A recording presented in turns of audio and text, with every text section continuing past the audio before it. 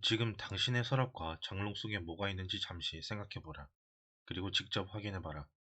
평상시에는 기억조차 나지 않는 것들을 당신이 상당히 많이 갖고 있음을 알 것이다. 그것들을 살 때는 갖고 싶어서 샀을 텐데, 왜 지금은 기억조차 나지 않는 것일까? 없어도 될 것들을 구입하였기 때문 아닐까? 없어도 되는 것을 구입하는 그 헛된 행동에서 벗어나려면 제일 먼저 신용카드를 없애버려라. 이 당신에게 꿈을 주고 당신을 세상에서 당당하게 만들어주는 카드, 당신에게 겁을 주고 삶을 텅 비게 만드는 카드만 있을 뿐이다. 언제나 앞서가는 카드, 빚에 있어서 앞서갈 것이다. 당신에게 돈을 되돌려주는 카드, 이 원숭이같이 조삼모사를 기뻐하지 말라. 여러분 부자 되세요. 이 당신이 카드를 많이 쓸 때 부자가 되는 것은 그 카드 회사이고 그 회사 직원들이지 당신이 절대 아니다. 프란시스 후쿠야마는 역사의 종말에서 이제 역사는 자본주의적 시장 경제를 끝으로 더 이상 진보할 수 없는 완성된 상태에 도달했다고 말했다. 그는 자유민주주의 사회가 지향하는 누구나 다 평등한 사회는 니체가 말하는 노예나 사회나 다름없는 문제를 안고 있으며 평등에서 벗어나려는 욕망은 역으로 자유민주주의 사회에 반응하는 위험 요소를 갖고 있다고 지적한다. 맞는 말이다. 모두가 평등하게 잘 사는 사회를 꿈꾸지 말라. 그리고 명심해라. 시장 경제에 대한 대안이 없는 상황에서 당신이 돈을 어디에 사용하고 어떻게 모으는가 하는 것은 당신이 얼마나 신중하게 자기 삶을 꾸려나가고 있는지를 보여주는 잣대가 된다는 사실을 말이다. 실화를 바탕으로 한 영화 올더 머니에서 세계 최고 부자였던 폴 게티가 유럽의 특급 호텔 최고 등급 스위트룸에서 자기 속옷을 빨아 욕실에 넣어 놓는 장면을 보고 엄청 웃었는데 나도 그랬기 때문이다. 호텔 얘기가 나와서 덧붙이는 글. 나는 해외 출장 중에 옷이 구깃구깃하면 다음과 같은 방법을 쓴다. 먼저 구겨진 옷들을 욕실에 제주껏 걸어 놓은 후 샤워기를 높은 곳으로 이동시킨다. 그런 다음 물을 가장 높은 온도로 틀어 놓은 뒤 문을 닫고 나와 욕실 전등 스위치를 끈다. 30분 후에 욕실로 들어가면 안에 수증기가 가득 차 있을 텐데 그때 물을 잠그고 전등을 다시 켜면 환풍기도 가동되면서 수증기는 곧 빠져나간다. 그러면 걸어놓았던 옷들에 수증기가 스며들어 주름이 모두 사라지고 그대로 놓아두면 옷을 다리지 않고도 아침에 그냥 입을 수 있다. 이 속옷을 빨았는데 다음날 아침에 다시 입어야 한다면 미니바 냉장고를 앞으로 잡아당긴 후 뒷면에 있는 호일들의 먼지를 털고 그 위에 빨래를 걸어 놓는다. 그리고 냉장고 문을 조금 열어 놓으면 컴프레서가 계속 돌면서 코일이 뜨거워져서 빨래가 마른다. 또는 책상 위에 스탠드 전등이 있으면 그 전등 갓 위에 빨래를 덮고 아직 마르지 않은 부분은 아침에 헤어드라이로 말린다. 빨리 자야 하는데 이불이 차가운 경우에는 이불을 조금씩 손으로 들어 올리고 헤어드라이어로 가장 더운 바람을 골고루 불어넣는다. 드라이어가 욕실 벽에 붙어 있는 경우는 잠옷 속에 더운 바람을 불어넣은 뒤 입는다. 있는 놈들은 돈을 어디에 얼마나 펑펑 쓸까? 사람들은 흔히 있는 놈들은 돈을 펑펑 쓴다고 믿는다. 하지만 그저 일하는 것이 취미이거나 그저 돈 모으는 것이 유일한 즐거움이 부자들 중에는 만 원 한 장 쓰는데도 바들바들 떠는 사람들도 있다. 과연 한국에서 최고 부자들은 돈을 어디에 얼마나 펑펑 쓸 수 있을까? 우선 최고급 주택을 구입하는 데는 얼마나 들까? 2004년도 발표 국세청 기준 시가가 강남구 도곡동 타워팰리스의 가장 큰 100평형대보다도 더 비싼 강남의 힐데스하임, 트라움하우스 같은 160평형대 이상의 공동주택 내부 시설은 특급 호텔 수준 정도이지만 적어도 내 기준으로 볼 때는 언론에서 보도되듯이 요란 뻑적지근한 곳은 전혀 아니다. 이 강남의 유명 주상복합 아파트의 펜트하우스들은 이 전망이야 좋지만 천장 높이가 아파트 수준 정도밖에는 안 돼서 내가 보기에는 답답했고 환기도 신통치 않아 나 같은 흡연자에게는 그저 그럴 것이지만 어쨌든 최고 좋다는 아파트들의 가격은 40억 원대이다. 나 같으면 그 돈으로 수년 후 외환 자유화가 완전히 이루어진 뒤 뉴욕 맨하튼에 투자하겠다.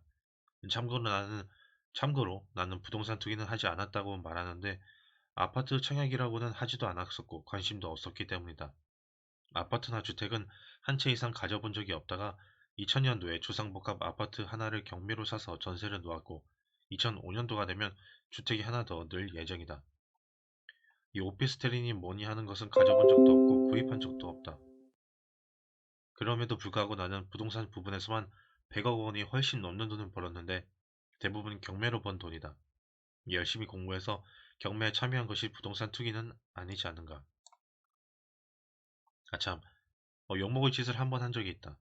용인에 농지를 샀던 적이 있는데 이 도대체 주민등록을 위장 전입하고 농민 흉내를 내지 않으면 합법적으로 소유할 수 있는 방법이 없어서 등기를 하지 못한 채 고민하다가 위장 전입하는 것이 내키지 않아서 그냥 팔아버렸는데 이게 이른바 미등기 전매이다. 양도소득세를 안 냈으니까 말이다.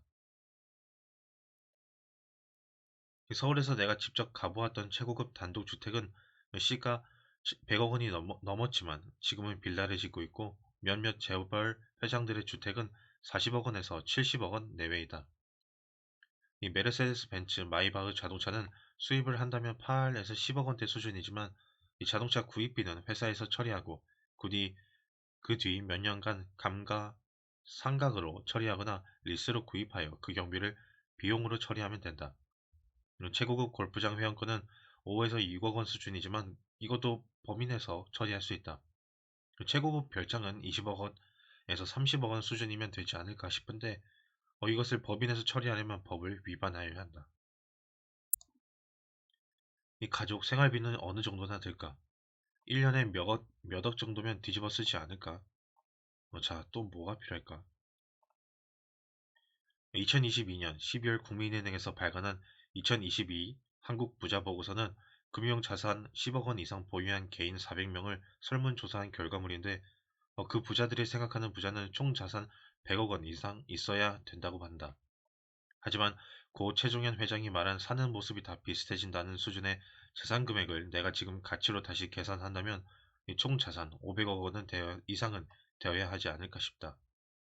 여기서 생활비나 자동차를 제외한다면 있는 놈들이 돈을 펑펑 쓰는 일자적 대상은 부동산이나 회원권이라는 사실에 주목하기 바란다. 그것들은 소비라기보다는 투자의 대상이기도 하기 때문이다. 있는 놈들, 이 경제적 투자가 아닌 목적에서 개인 돈을 펑펑 쓰는 소비적 분야는 아마도 자기 취미 생활일 것이다. 골프에 미치면 몇 천만 원짜리도 골프채 세트를 사고 난에 미치면 난 한쪽에 1,000만 원도 주고 젊은 여자에 미치면 집도 사주며 음악을 좋아하면 나처럼 억 이상을 오디오 시스템에 꼬라박고 그러는 것이다. 이 젊은 여자 좋아하는 것은 취미 생활이라고 볼 수는 없지만 내 주변의 백만장자들을 살펴보면 어릴 때부터 풍족하게 살았고 많은 재산을 물려받은 갑부 2세들이 이쪽에 밝다. 예를 들어 내가 아는 51세의 어느 갑부 2세는 아직도 여자 2명에게 따로 살림을 차려주고 요일마다 찾아가는 여자가 다르다. 정리도 좋아. 하지만 내가 아는 어느 50대의 갑부 2세는 근검절약으로 살아오신 아버지의 영향으로 철저히 절약하며 사는데 내가 종종 그에게 하는 말이 자식 좋은 일만 시키지 말고 돈 좀 써라 이다. 국내 어느 유명 재벌 2세는 여러 대의 최고급 스포츠카들을 갖고 있는데 모두 관계 회사의 자산이며 내가 어림짐작으로 계산하여 보아도 10 몇 억쯤은 되는 것 같다. 10억 원짜리로 조금은 버팅기 되어 알려진 어느 수입 스포츠카가 국내에서 팔렸다고는 하지만 좀 의심스럽고 이 자동차 같은 것이야 회사에서 처리할 수 있으므로 개인 돈의 소비라고 보기 어렵다. 어쨌든 무슨 취미이건 간에 그것도 몇 년 해보면 시들시들해진다. 미국 로체스터대 심리학과 리처드 얀 교수는 상품을 통해 더 많은 만족을 추구할수록 발견하는 것은 더 적어질 뿐이며 만족감은 반감기가 짧고 빠르게 사라진다고 하였다. 소유가 주는 만족감은 곧 사라지는 기쁨이라는 말이다. 더 이상 소유하고 싶은 것이 없을 때 부자는 허탈해진다. 나 역시 비슷한 경험을 한 적이 있다. 음악 감성을 좋아하기에 처음에는 오디오를 업그레이드 시킬 때마다 행복해했다. 그러다가 억대의 오디오로 바꾸었더니 얼마 안 가 기계 자체에 대한 관심은 시들해졌다. 30대에는 처음으로 벤츠도 샀다. 그 당시에는 수입 자동차 세금이 지금보다 훨씬 많았었기에 상당한 손이 소요되었다. 그런데 막상 그 차의 뒷좌석에 처음 앉고 나서부터 몇 개월간 우울증에 시달렸다. 왜? 내가 우울증에 걸렸을까? 더 이상 갖고 싶은 것이 없어졌던 것이다.